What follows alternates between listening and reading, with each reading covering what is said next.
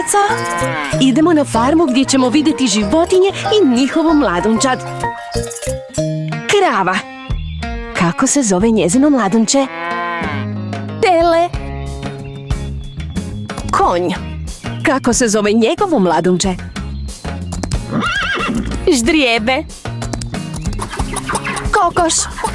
Kako se zove njezino mladunče? Pile. Svinja. Kako se zove njezino mladunče? Praščić. Ovca.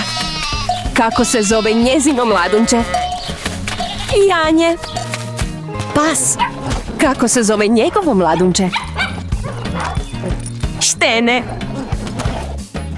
Mačka. Kako se zove njezino mladunča? Mače. Patka. Kako se zove njezino mladunče? Bače.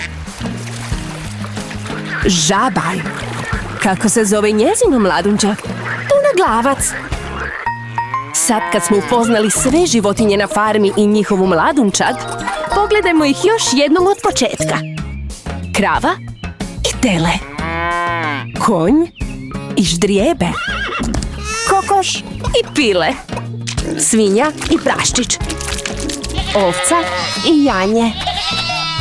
Pas i štene. Mačka i mače. Patka i pače. Žaba i punoglavac.